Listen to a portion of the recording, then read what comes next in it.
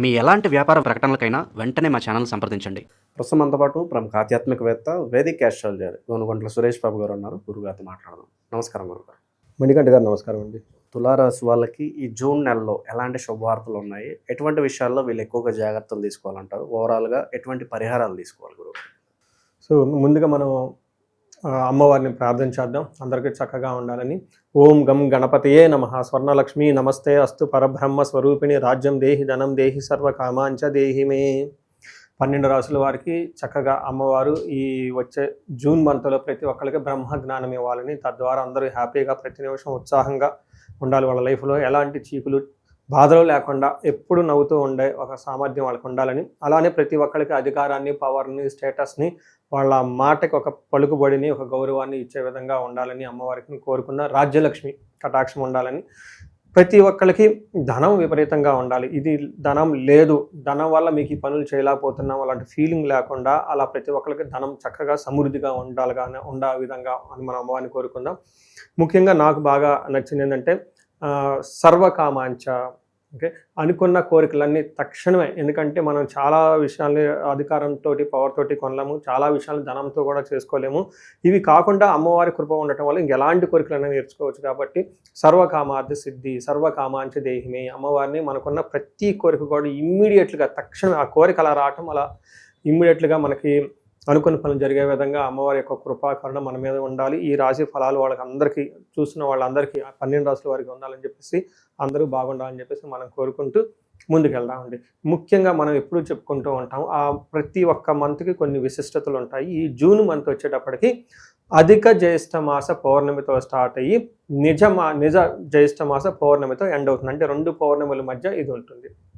ఇందులో first 15 days మనకి అధిక మాసం కాబట్టి పెళ్ళిళ్ళు, ముఖ్యమైన కార్యక్రమాలు ఉండవండి. కానీ 15వ తారీఖు నుంచి అక్కడి నుంచి యథావిధిగా పెళ్ళిళ్ళు అవన్నీ చక్కగా ఉన్నాయి.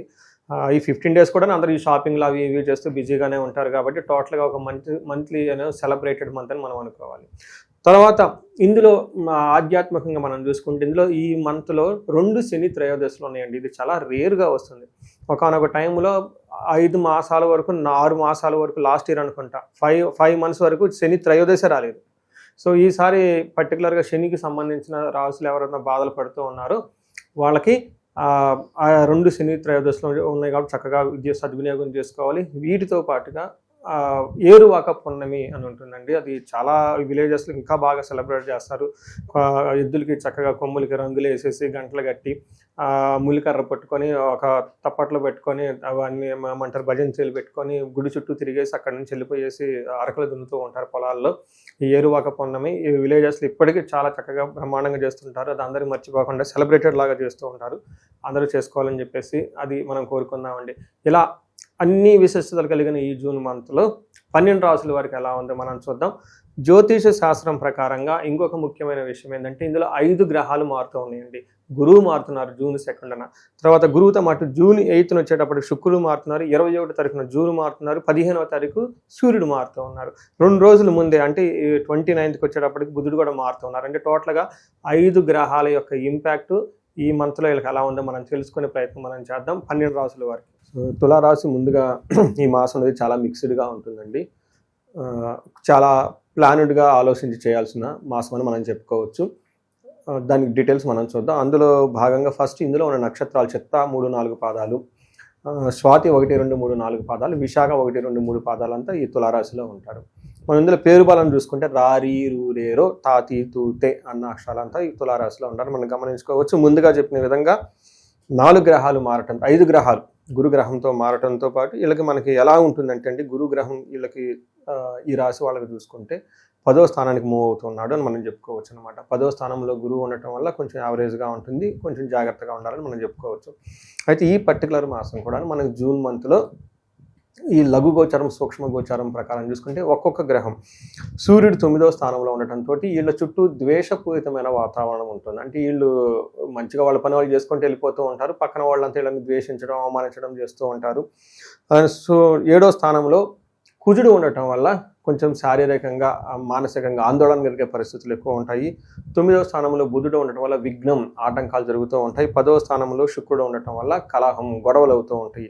లేడీస్ అయితే జెంట్స్ అయితే వాళ్ళకి గొడవలు అవుతూ ఉంటాయి. అంటే ఏ ప్రకారంగా చూసుకున్నా ఇది చాలా మిక్స్డ్గా ఉండి ఛాలెంజింగ్గా ఉండే మాసం అని మనం చెప్పుకోవాలి. కానీ కుజుడు వీళ్ళకి అగైన్ మిక్స్డ్ రిజల్ట్ ఇస్తూ ఉన్నారు. కుజుడు వీళ్ళకి 7వ స్థానంలో ఉండటం అన్న వస్త్రాది రాహిత్యం సదాక్లేశ జీవితం బంధువిహి కువార్త పుత్ర భాతృణం క్రోధ సప్తమగే కుజ అని చెప్తూ ఉంటారు. అంటే 7వ స్థానంలో కుజుడు ఉంటే ఏమవుతుంది, అన్న వస్త్రాది రాహిత్యం, సరిగ్గా అంటే మనం అదేమంటారు టయానికి భోజనం చేయకుండా హడావుడిగా ఉండేసి మన డిగ్నిటీగా డ్రెస్ చేసుకుంటాం కదా, అట్లాంటివి చేసుకునే టైం కూడా ఉండకుండా ఏదేదో వెళ్ళిపోతాం, బేసిక్గా సింపుల్గా డ్రెస్సులు వేసుకొని వెళ్ళిపోతూ ఉంటామని చెప్తూ ఉంటుంది.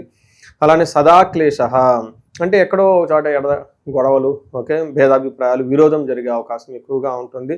స్వబంధువిహి కువార్త అంటే చెడు వార్తలు అయిన అవకాశం ఎక్కువగా ఉంటుంది. బంధువులతో గొడవలు జరిగే అవకాశం ఉంటుంది. పుత్రులతోటి అన్నదమ్ములతోటి గొడవలు జరుగుతాయి అని మనకు చెప్తూ ఉంటారనమాట. ఇందులో భాగంగా మన 9వ స్థానంలో సూర్యుడు ఉంటే ఏమవుతుందంటే, ఇది వీళ్ళు చాలా హానెస్ట్గా జెన్యున్గా వాళ్ళ పని వాళ్ళు చేసుకుంటూ ఉంటారు. కానీ వీళ్ళని ఆటంకపరుస్తూ వీళ్ళ మీద నిందలేస్తూ వీళ్ళని అవమానించాలి అని చెప్పేసి చాలామంది ప్లానెడ్గా ఉంటారు. అందులో వాళ్ళు వేసుకున్న ఒక ఫోల్ గేమ్, ఓకే, ఒక ఏమంటారు ఆ గేమ్లో వీళ్ళు వృధాగా అందులో ఇరుక్కొనేసి అనవసరంగా వీళ్ళు మానసికానికి ఆందోళనకు గురే అవకాశం ఉంటుంది. మనకి సంస్కృతంలో ఏం చెప్తారంటే నిందాపరాధ కలహం నిర్దోషచ్చ ధనక్షయ పుణ్యలాభార్థ నాశాచ్చ విచారో నవమే రవి అంటారు.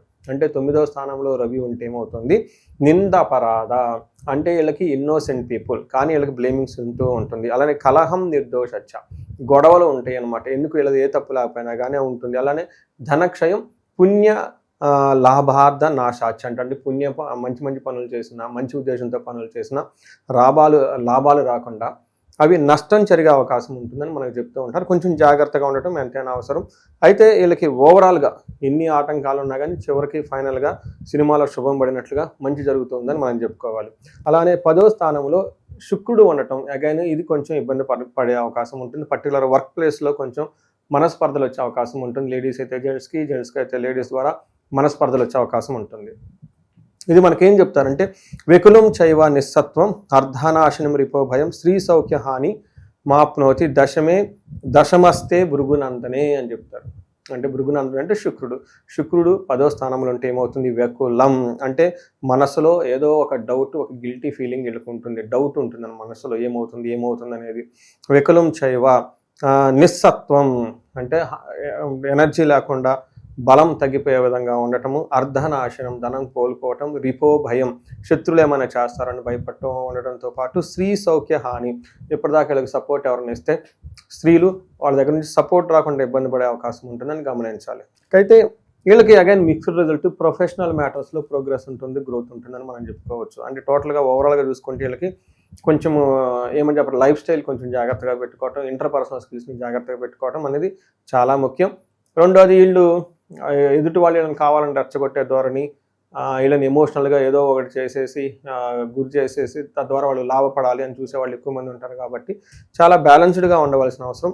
ఇవంతా మనం చూసుకుంటే ఏదున్నా కానీ ఇంటర్పర్సనల్ స్కిల్స్ దాంతో చాలా స్ట్రాంగ్గా ఉండటం, ఎమోషనల్ స్కిల్స్ చాలా ఎక్కువగా స్ట్రాంగ్గా ఉంటాయి. ఇవన్నీ పోతాయి అని చెప్పేసి మీరు గమనించాలి. అయితే వీళ్ళకి మళ్ళీ అగైన్ ఇది మిక్స్డ్ రిజల్ట్. ఇదే శుక్రుడు మంచి కూడా చేస్తూ ఉన్నాడు. ఎవరైనా వెహికల్స్ కొనుక్కోవాలనుకున్నా, ఎడ్యుకేషన్లో ఉండాలనుకున్నా, తర్వాత ఇట్లాంటి వాళ్ళకి సంబంధించి బాగుంటుందని మీరు తెలుసుకోవాలి. అంటే టోటల్గా ఇది కొంచెం మిక్స్డ్గా ఉండి ఛాలెంజింగ్గా ఉండే మంత్. ప్లాన్ చేసుకునేటప్పుడు కొంచెం జాగ్రత్తగా ప్లాన్ చేసుకుంటే మంచిదని గమనించాలి. వీళ్ళకి అడ్మిషన్ సీజన్ సార్ స్టూడెంట్స్కి ఎలా ఉంటుందంటారు విశేషంగా? సో స్టూడెంట్స్ కొంచెం యావరేజ్గా ఉంటుంది రాసి వాళ్ళకి. కొంచెం ఇప్పటిదాకా వీళ్ళకి 9వ స్థానంలో గురువు ఉండి బాగా విపరీతంగా సపోర్ట్ చేశారు. గురువు ఇప్పుడు మారటంతో ఇంతకుముందునంత ఫ్రీగా అయితే ఉండదు, కొంచెం ఛాలెంజెస్తో కూడుకునే అవకాశం ఉంటుంది. చాలామంది ఉంటారు మొన్నదాకా మాకు అకాడమిక్స్లో చాలా బాగా వచ్చిందండి, లాస్ట్ మూమెంట్లో మాకు సరిగా రాలేదండి. అంటే ఇప్పుడు గురువు జూన్లో మారటంతో జూన్ తర్వాత వచ్చే ఏదైనా ప్రక్రియ వీళ్ళకి ఆటంకంగా ఉంటుంది. అందుకని మొన్నదాకా బాగా రాసిన వాళ్ళు ఇప్పుడు కొంచెం అకాడమిక్ పెర్ఫార్మెన్స్ డల్ అయ్యే అవకాశం ఉంటుంది. అలా అందుకని వీళ్ళకి ఒక్కసారి మనకి ఏం చెప్పారంటే మేధా దక్షిణామూర్తి హోమం చేయించుకున్నా కానీ జపం చేయించుకుంటే, దీంతో పాటు ఇండివిజువల్గా వాళ్ళు దశాభుక్తులు ఏమైనా ఉంటే చూసుకొని వాటికి సంపూర్ణ శాంతులు చేస్తే అకాడమిక్స్లో చక్కగా రాణించేసి వాళ్ళు ఎక్కడెక్కడైతే సీట్ కావాలనుకుంటున్నారో సీట్ వచ్చే అవకాశం చాలా ఎక్కువ ఉంటుంది. ఇక వీళ్ళకి పరిహారాల పరంగా ఎలాంటి పరిహారాలు సూచిస్తారు? సో మేజర్ గ్రహాలు ఏవి వీళ్ళకి అనుకూలంగా లేవు కాబట్టి ఒక్కసారి మహాన్యాసపూర్వక ఏకాదశ రుద్రాభిషేకం అంటే రుద్రాభిషేకం సింపుల్ వర్డ్స్లో రుద్రాభిషేకం చూపించుకుంటే చక్కగా ఉంటుంది. ప్రిఫరబుల్లీ ఇంటికి పిలిపించుకొని చక్కగా వేద పండితుల్ని లేదంటే రుద్ర పండితులు అంటారు ఇంట్లో ఒక పండగ వాతావరణం లాగా చేస్తే చాలా బాగుంటుంది. దోషాలు ఏమైనా ఉన్నా కానీ పోతూ ఉంటుంది. రుద్రమంత్రం అనేది చాలా పెద్దది. అందులో ఇంకా వీళ్ళు కుదిరితే మన్యు పాశుపత అభిషేకం చేయించుకుంటే చాలా బాగుంటుంది. తద్వారా వీళ్ళకి అటు సంపద ఇటు మనకి ఏమంటారు శత్రు బాధలు అవన్నీ లేకుండా ఇందాక నిందాపరాధులకు శత్రువులు వచ్చేవాళ్ళు ఎక్కువ ఉంటారు కాబట్టి ఈ శత్రు బాధలన్నీ పోయే అవకాశం ఉంటుంది. సో ఇందులో పరిహారాలు మనం చెప్పుకుంటే ఒక రీసెర్చ్ లాగా చేస్తున్నానండి. ఎవరికైతే 35 సంవత్సరాల నుంచి 45 సంవత్సరాల మధ్యలో ఉంటారో కెరియర్లో మంచి ఎడ్యుకేషన్ ఉండి సక్సెస్ఫుల్ ట్రాక్ రికార్డు ఉండి చక్కగా ఉండేసి సడన్గా వాళ్ళ లైఫ్లో ఒక క్రైసిస్ లాగా ఉండి కన్ఫ్యూజన్ ఉండి ఎటెల్లాలో అర్థం కాకుండా ఒక స్టాగ్నేటెడ్ పీరియడ్గా ఎందుకు ఉంటుంది, అసలు ఎలా ఎందుకు జరుగుతుంది అనే దాని గురించి నేను రీసెర్చ్ చేస్తున్నాను. చాలామందికి మిడ్ లైఫ్ క్రైసిస్ అంటారు. 40 నుంచి 45 ఈ మధ్యలో చాలామందికి జెంట్స్కి ఈవెన్ లేడీస్ కూడాను మెనోపాజ్ని హార్మోనల్ చేంజెస్ అని చెప్తూ ఉంటారు. బట్ మోడర్న్ సైన్స్ అందరితో ఆగిపోతుంది. మిడ్ లైఫ్ క్రైసిస్ అంటారు. బట్ రియల్ లైఫ్లో చూసుకుంటే ఆస్ట్రాలజీలో ఇది డిఫరెంట్గా చెప్తూ ఉంటారు. వాళ్ళకి లైఫ్లో ఏమైనా శాపాలు ఉన్నా యోగాలు ఉన్నా గ్రహ దోషాలు ఉన్నా ఆ టైంలో కరెక్ట్గా వాళ్ళకి యాక్టివేట్ అవుతూ ఉంటాయి అనమాట. ఈ టైంలో ఎవరైనా కనుక ఆగిపోయి ఉంటే ఒక్కసారి ఇండివిజువల్గా జాతకం చూపించుకొని ఒక్కసారి టోటల్ థరో స్కాన్ వాళ్ళ అసలు హారోస్కోప్లో ఎన్ని 11 నుంచి 13 రకాల శాపాలు ఈజీగా ఉంటాయి అవన్నీ ఈ టైంలో యాక్టివేట్ ఉన్నాయా, ఏ దశలో ఈ దశలో ఏమైనా వాళ్ళ జన్మజాతకంలో దశాభుక్తికి సంబంధించిన గ్రహాలు ఏమైనా దోషాలు ఉన్నాయా అవన్నీ చెక్ చేసేసుకొని వాటికి సంబంధించిన పరిహారాలు చేసుకుంటే లైఫ్ 10 గంటల ముందెళ్ళే అవకాశం చాలామందికి ఎక్కువ ఉంటుందండి. చాలామందికి ఎక్కువగా భార్యాభర్తల మధ్య అన్యోన్యత లేదని ఇబ్బంది పడుతూ ఉంటారు. అన్యోన్య దాంపత్య పాశుపత అభిషేకం, కొంతమందికి పెళ్ళిళ్ళు కావట్లేదని ఇబ్బంది పడిపోతూ ఉంటారు.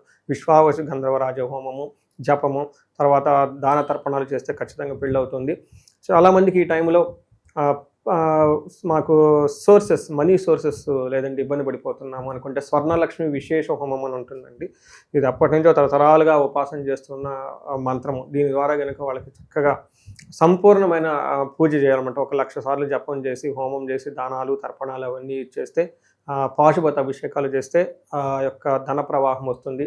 మృత్యుంజయ పాశుపత అభిషేకము, సంతాన పాశుపత అభిషేకము, వీటితో పాటు వివాహానికి సంబంధించి శీఘ్రంగా వివాహానికి సంబంధించిన గౌరీ వర పాశుపత అభిషేకము, ఇలా ఎన్నో రకాల మనకి సమాధానాలు సొల్యూషన్స్ రెమెడీస్ రూపంలో ఉన్నాయండి. ఎవరికైనా కనుక మేము ఆగిపోయాము లైఫ్లో అని అనుకుంటే ఒక్కసారి ఇండివిజువల్గా జాతకం చూపించుకొని అందులో దాని కారణాలు ఏంటో తెలుసుకొని ఆ యొక్క తీవ్రతను బట్టి అనమాట ఆ యొక్క సమస్య తీవ్రతను బట్టి పరిష్కారాలు చక్కగా చేసుకుంటే లైఫ్ అనేది స్మూత్గా చక్కగా వెళ్తుంది. అందరికీ అమ్మవారు అష్టైశ్వర్యాలు ఇవ్వాలి, భోగభాగ్యాలు ఇవ్వాలి, అందరూ చక్కగా ఉండాలని చెప్పేసి మనం అమ్మవారిని కోరుకుంటూ సెలవు తీసుకున్నాం అండి. నమస్తే.